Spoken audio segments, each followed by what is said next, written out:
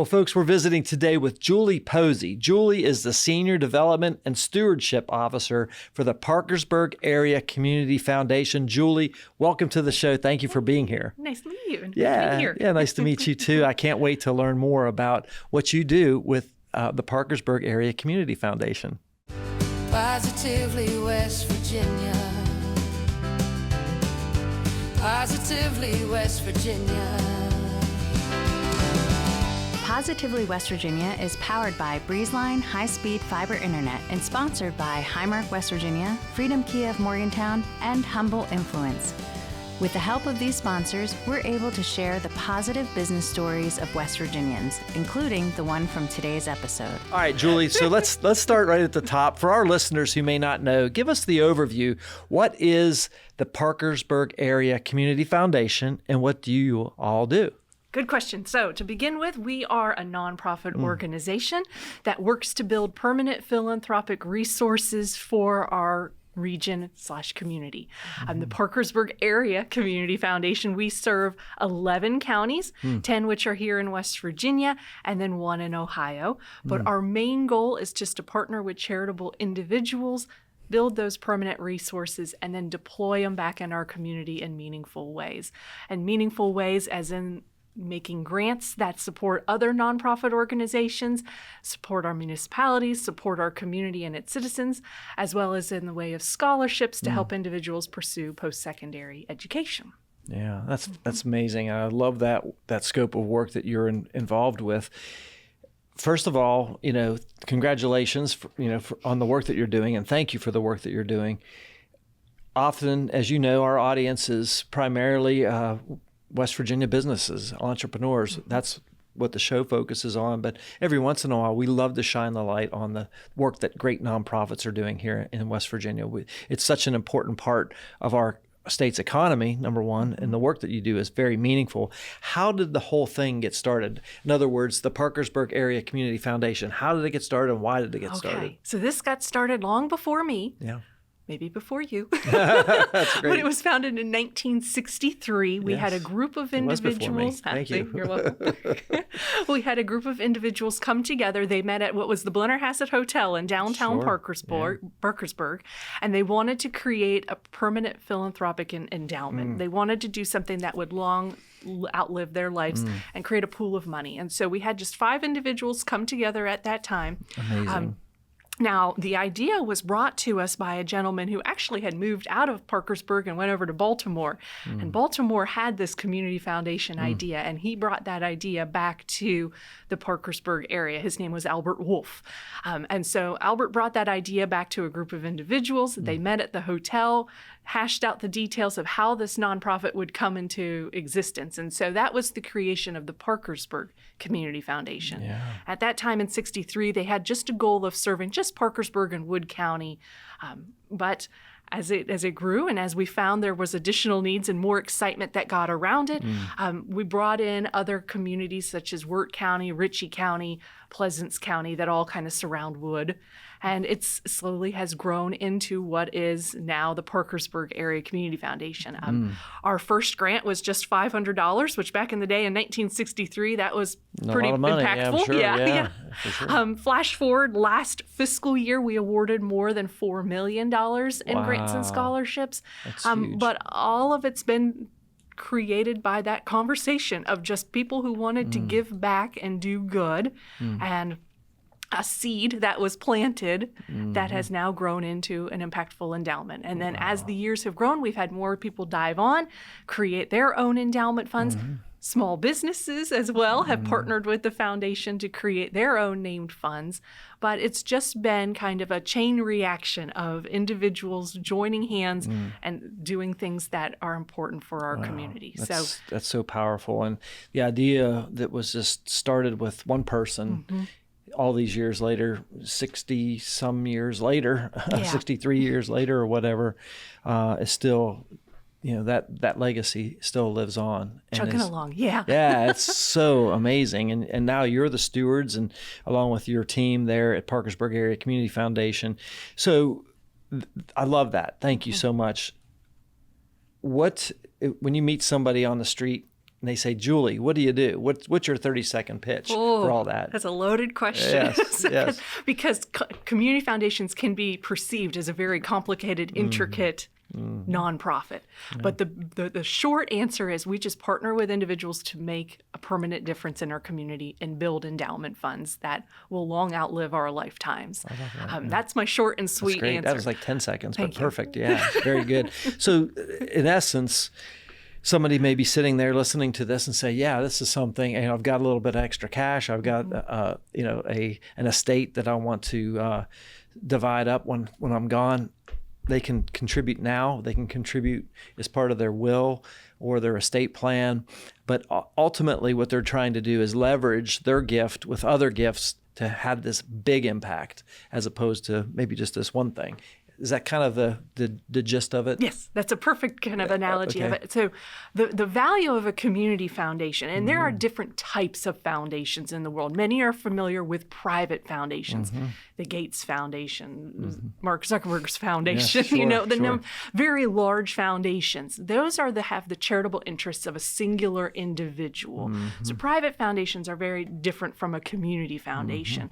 A community foundation is wonderful, definitely in our community, because you don't have to have the wealth and income of Bill Gates to make an impact in your community. That's so cool. And by partnering with a community foundation, your assets become part of our larger consolidated pool, which then we're able to generate a meaningful interest off of your gift.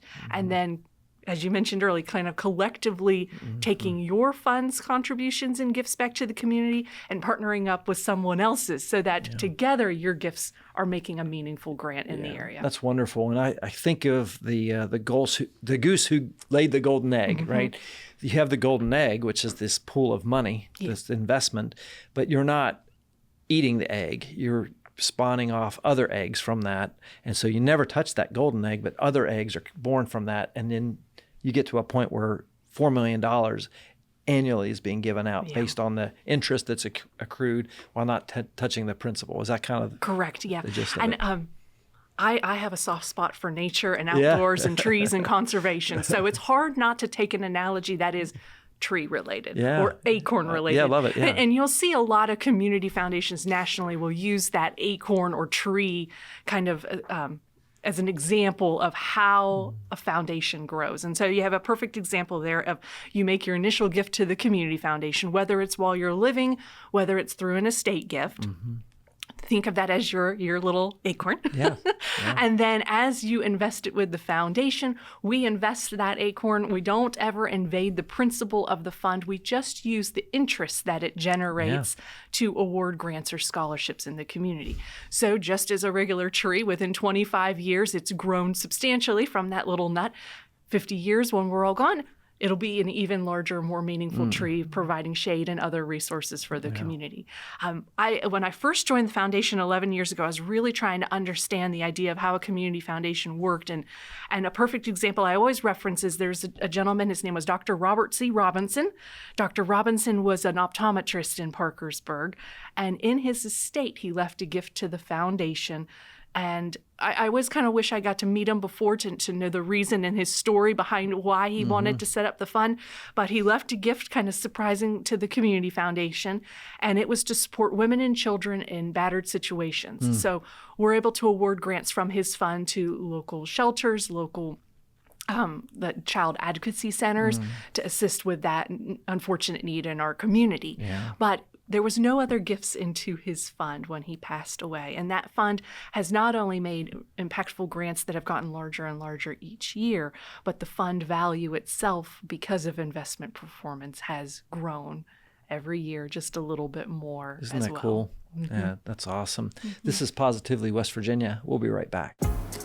Your prescriptions are designed to keep you healthy, active, full of life. At Highmark Blue Cross Blue Shield, we're making vital medicine more affordable. Because when your prescriptions don't cost an arm and a leg, you can use those limbs for something more meaningful. Because life. Highmark Blue Cross Blue Shield, West Virginia. Folks, we're back. We're visiting with Julie Posey. Julie is the Senior Development and Stewardship Officer for the Parkersburg Area Community Foundation. Julie, what has you fired up right now? You're very passionate about your organization. What's the thing that you're most excited about right now?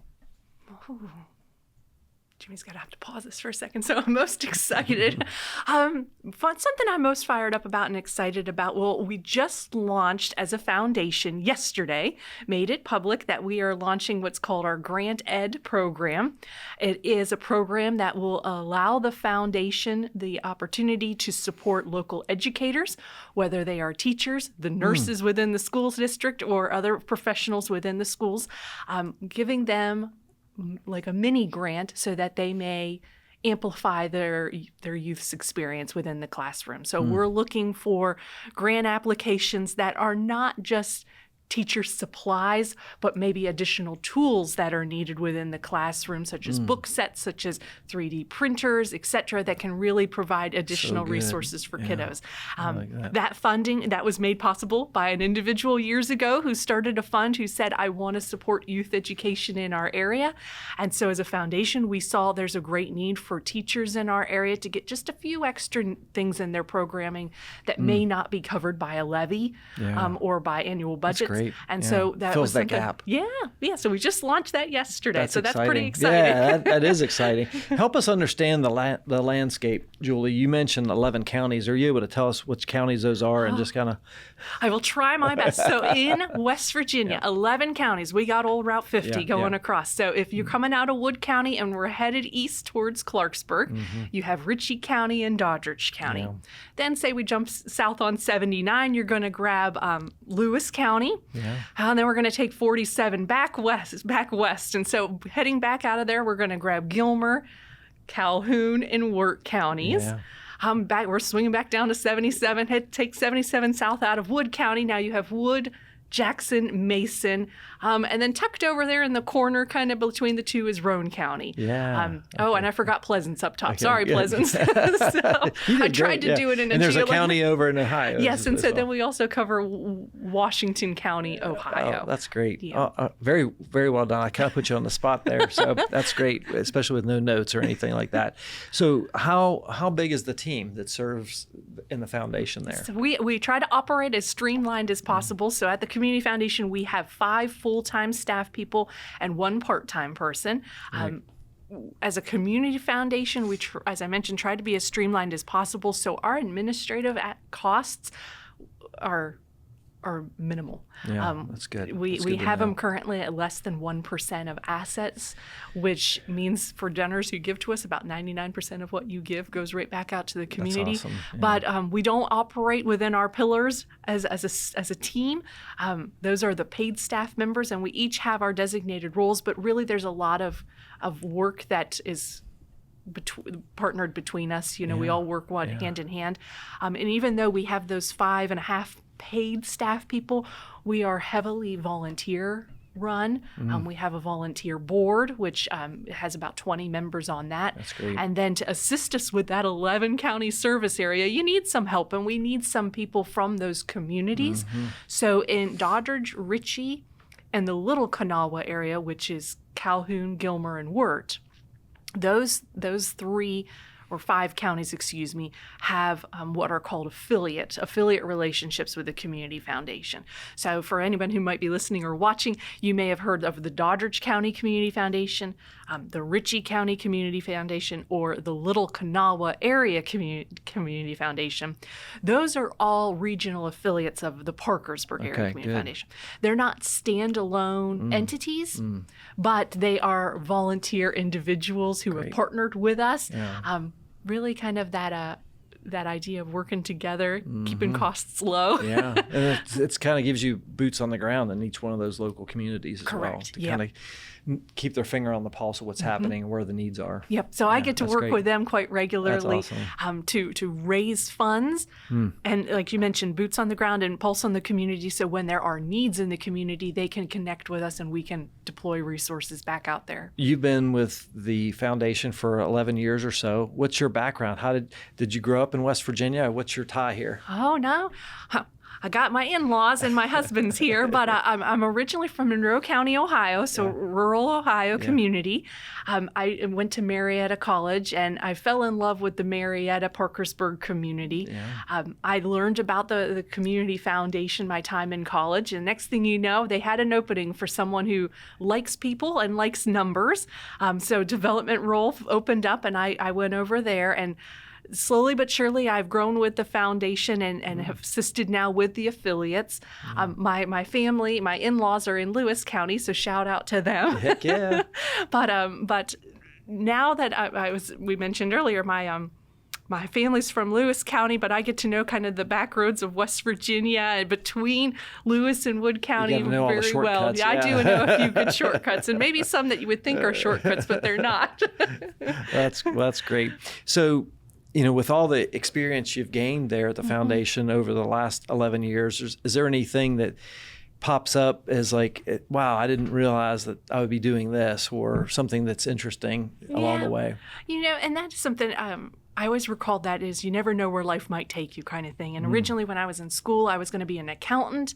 I loved numbers. I loved the black and white of things. And now at a community foundation, we've come to learn nothing is black and white. There's always, we operate in kind of that gray of things. But what I think is important is that it's really people helping people. I've always had that kind of idea and I love that individuals stepping up and neighbors helping neighbors kind of thing. But a community foundation really is people helping people, and the idea that you can do more, I think is an important thing that I get really hooked on. That you can do something bigger than yourself and give back, no matter what your income level might be. Love it. I love that insight and look at not just philanthropic giving, but just the idea of being good neighbors. So thanks for sharing that. And so what started as wanting to do accounting and helping people with their taxes has now turned into helping people. I can help you with your taxes because there is tax advantage to give to nonprofits, but now we can help you do even more than the financial thing. It's things great. from the heart. Thank you. This is Positively West Virginia. We'll be right back. Stay connected with an unbeatable deal from Breezeline. Voted best in Mountaineer Country for their reliable, high-speed fiber internet for a low cost, Breezeline is the best gig in town. Here at InnerAction Media, we rely on high-speed internet every single day to ensure we can deliver the best content possible for our clients and when we publish Positively West Virginia each week. That's why we use Breezeline. It's affordable, fast, and they're great people as well. Learn more about Breezeline's internet, TV, and mobile options at breezeline.com. In a world obsessed with leadership, what if the real key to success is followership? We hear it all the time. Be a leader, take charge. But what if the most impactful people aren't the ones leading from the front? In Humble Influence, I explore how humility, collaboration, and shared purpose empower followers to create meaningful change in business, organizations, and relationships. Discover the strength of true followership with Humble Influence. Folks, we're back. We're visiting with Julie Posey. She's the Senior Development and Stewardship Officer for the Greater Parkersburg, the Parkersburg Area Community Foundation. I got to get that right. Julie, as you think about being here in West Virginia, having family here, doing your work that is so meaningful to West Virginia, what are opportunities in West Virginia that you may feel that people are overlooking right now? Something that's not really on the radar. Yeah. Well, and I have that conversation quite regularly with individuals, whether they're considering starting a fund with the foundation or, as we mentioned earlier, just wanting to pull the needs in the community. And some of the ones that are standing out the most to the community foundation, one of them is just the idea of resiliency. And we can bounce back, even though we're running into some hardship when it comes to substance use disorder, we can step up from this. Yeah. Another need and opportunity, unfortunately, is foster care in our community, and this may be something you've had with others in your area. Unfortunately, West Virginia per capita has one of the it's it's either the first or second within the 50 states has the most kiddos in the foster care system per capita. Right. Yep. So that issue. unfortunately is a big challenge, but also an opportunity for us to be able to help and to foster those youth in our community that are going through some difficult times. An opportunity we always find, as well as transportation and infrastructure, definitely within our rural communities. There are good ideas. There are people who need help. They want to bring it to life, but we just don't, in some communities, have the infrastructure that's ready for them or transportation that can get them to resources to bring those ideas to fruition. So those are some challenges. And a couple of them are maybe a little bit larger than we at the Community Foundation can do. But that's where the nice thing is about a community foundation, we really try to collaborate and partner with other funders in our community. That's not just us at the Parkersburg Area Community Foundation. I know other community foundations throughout the state also partner with funders and businesses and organizations within their region to try to address these programs specifically. And some of them are, you mentioned the substance use disorder and foster care. I mean, we've covered both of those subjects over the years on this program, and as it pertains to business and how business can get involved and people can get involved. The foster system is, especially, you don't know this, but my wife and I were plugged in as foster parents for a while. We've kind of taken that calling and have kind of leveraged it against some other ideas, and we're really bringing a foster initiative to West Virginia and Western Maryland, Garrett County, Maryland. We're building a girls' home, a ranch over there. It's kind of partnering with Chestnut Mountain Ranch here in Morgantown, which has been a long time facility filling the gap, especially with these children who typically they would be in an institution. They can't necessarily go into a foster home because the trauma and the pain is so deep. So we're trying to fill that gap, and so that's really cool. But specifically, as the Parkersburg Foundation is doing work in the foster system, like when somebody gives a gift, they could say, "Hey, I would really want to focus on the foster issue. Can they allocate funds just for that purpose?" Yes. Like your dentist did, or doctor. Yeah. I can't remember. Optometrist. Yes. Sorry, optometrist. Can you allocate and say, I want to specifically give a gift, whatever it is, $100,000 or $1,000 to go towards foster care? Can they give that kind of like a special gift that would just be allocated towards that one purpose, for instance? Yes. How does that work? This opens another whole door. So a community foundation, imagine when we say people can create endowment funds with us, there are different types of funds. So you as a donor can either make your fund restricted in purpose or unrestricted. Imagine they fall in those two buckets. Okay, great. Unrestricted, those at a community foundation are fantastic, wonderful, because you are entrusting the foundation with a gift that you don't know what the needs and opportunities are going to be in the future, but you trust the foundation to just help them along the way. Yeah. The needs in 1963 when we were founded are a lot different than they are today. Exactly. So unrestricted funds are really impactful for a community foundation. Restricted can be broken into subcategories. So a subcategory would be just like what you were mentioning there. You want to support a specific field of interest. You want to support foster care initiatives and youth or transitioning youth in the foster care program. That's great. In our area. You can tell us as the community foundation, that's what I want to support, and entrust the foundation to find the programs that are meaningful that can use that funding. So there are a number of programs within that area, some that we've been able to work with, others that we're just exploring partnerships and new ideas with.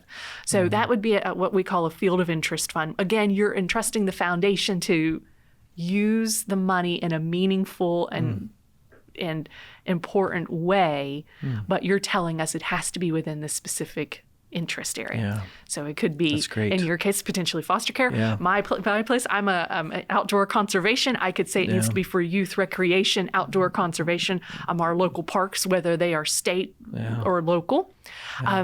That's great. You can also set up funds that are, well, I want to support this specific youth foster program home, or I want to support the local children's home society, for example. Those are what we call designated funds. You are designating that it is to forever benefit this specific agency. I always consider if you annually give to a favorite nonprofit or your church annually, consider what's going to happen when you're gone. Yeah. And you can set up a fund at the foundation that would annually continue to support your church or your favorite nonprofit. That's so cool. And you're gone, but it's kind of like you're not gone because your fund is still doing impactful work and helping them every year. And so a lot of folks are concerned with their quote unquote legacy, right? Yeah. And I'm kind of a pragmatic person when I look at those things, and I say, well, typically, when you're gone, maybe a generation or two, or maybe three, if you're lucky, that people will remember who you are. But when you work with a foundation like Parkersburg Community Foundation, your legacy can be gone. You could be gone for 60 years, multi-generations, and that money, like, who is this guy? Why do we keep getting a check from this guy, right? It's kind of a cool thing. So I like and that, just like that with idea. Positively West Virginia, trying to tell the stories of our local small businesses and our local West Virginians doing good work. A community foundation, I always say we're trying to tell the stories of every single fund that we have. So at the cool. PACF, we manage about 500 charitable funds, and we have almost awesome. every story documented of who created it, when they created it, and what it does. And sometimes we get to dig in even more. So in the case I mentioned earlier, Dr. Robert Robertson, trying to track down who he was, I went and found his stepdaughter who lived in Texas, and we were able to gather more information about him so that we can tell his story and who he was and the importance of his work when he was living, but then also his fun when he's gone. That's great. So if somebody's out there listening to this and they're inspired and maybe encouraged to take a step toward the foundation, what's the best way that they can do that? How do they, is it complex? Do they just write a check? How does it go? There are a number of ways. This is where I said earlier, it's not all black and white. It kind of comes a little bit gray. Yeah, let's get into the gray. Yeah, I'm getting into the gray. So yes, you can easily write a check. As I mentioned, we have 500 different charitable funds. There may be a fund already in existence that aligns with your interest areas. So you can donate to the new Grant Ed program that we've started, or you can donate to our Hunger Fund, which supports food insecurity and food pantry programs in the area. Or we can go down the path of creating your own named fund. And whether it's $1,000 or $100,000, we have a way of being able to help you to do something that's impactful. And so really, it's just give us a call, call me, send us an email. Or what's the best way to reach for folks to learn more about the foundation and get in contact with you? One of the best ways, our website, pacfwv.com, our social media pages, we're really trying to ramp those up. We do monthly e-newsletters and all that good stuff, or just give a call and we can chat through it. I'm a pretty easy person when it comes to working, and my goal at the foundation and our goal at the foundation is to help our donors make a difference and then ultimately deploy those resources in meaningful ways. But when it comes to fulfilling your goals as a donor, it's what do you want to do? Here are the needs and challenges we're seeing in the community. Do they align? And if not, well, then let's try to come up with something new. But it's really an opportunity to tell your story and to make sure the things that you care about most are taken care of. Yeah, love it. Julie, you've talked with countless people over the years, and especially with your time at the foundation. You've gotten to talk with a lot of leaders, I imagine, and business leaders at that. What do you think is in your view, what makes a successful leader? That's a good one. I feel one of the big things is just patience. Good people skills, the ability to read a room. I think it's important, but I would say patience and understanding and empathy. I think being empathetic is an important piece for a leader. Very powerful. Yeah. To maybe not fall from your own personal beliefs, but to understand and to understand humanity and have humanity in your heart, I think is important. Yeah. It's interesting hearing you say that, because I've been saying this a lot, with AI and technology and the season it feels like humanity is in right now. It's the differentiating, you know what I mean? It's like everything's AI. Yeah. As a matter of fact, right before we came in here, I learned that ChatGPT was down.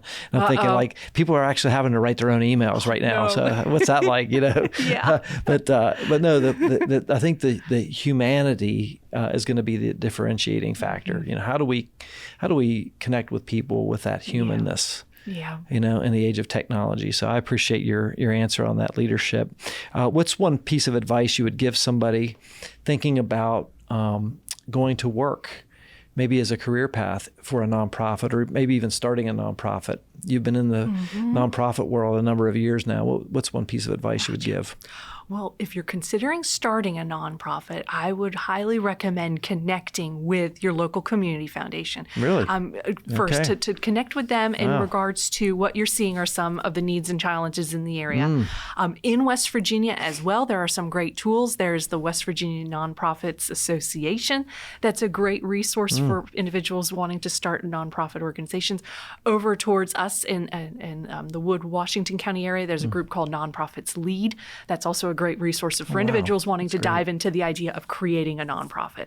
But I recommend connecting with your local community foundation, because if you're starting one, if we want to help you try to figure out, well, is there something already being done? Could you partner up or collaborate? Or is this potentially something that the foundation could help you with as well? Wow, that's great That's always advice. one thing I like to chew through. Love that. We don't just try to always raise money. We're trying to, and what was the other part of the question? Well, about getting into working for as a career path. So there's a lot of heart behind it. And that's what I have found when it comes for a number of the nonprofits in our service area.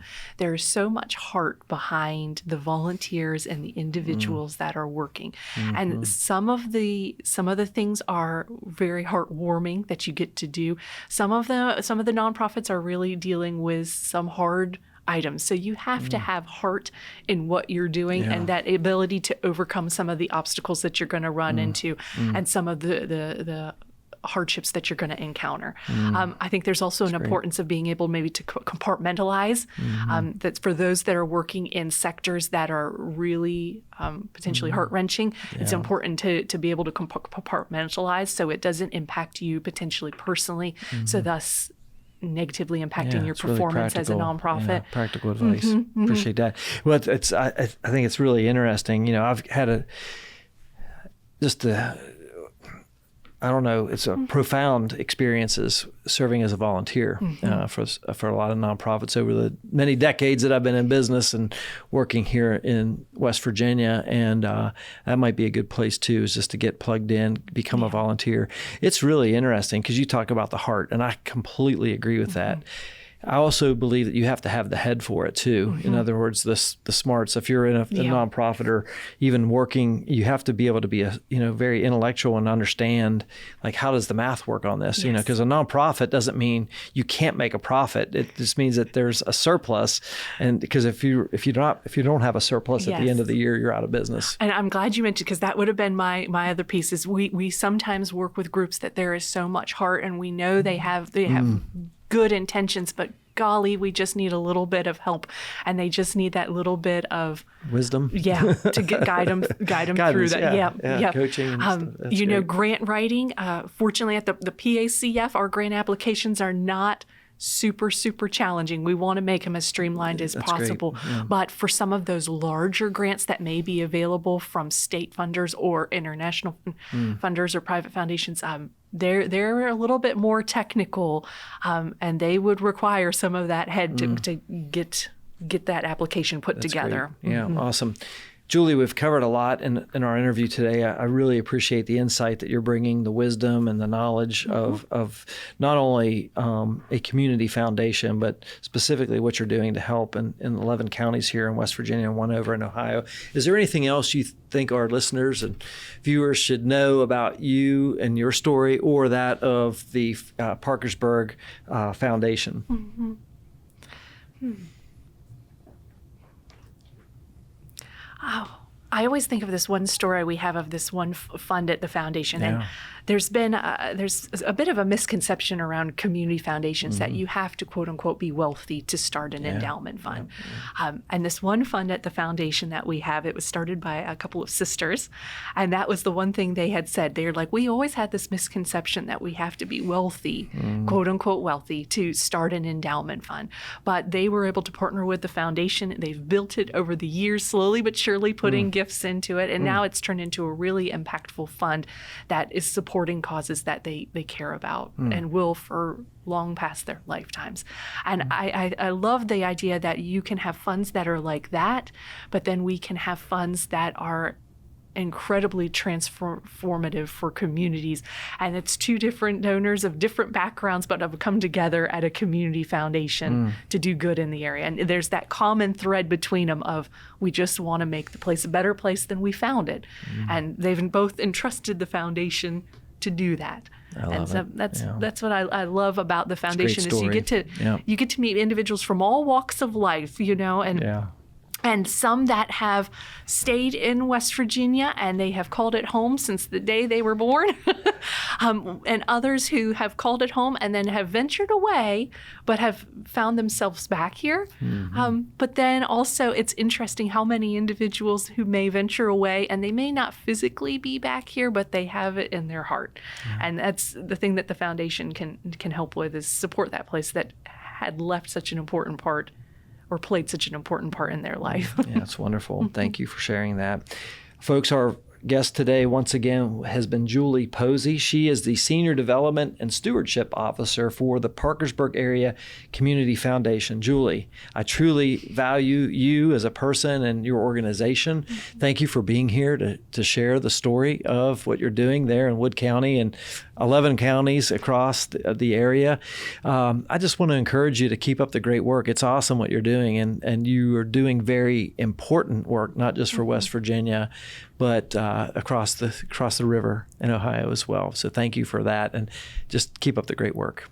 Thank you. Yeah, this has been a wrap on another episode of Positively West Virginia.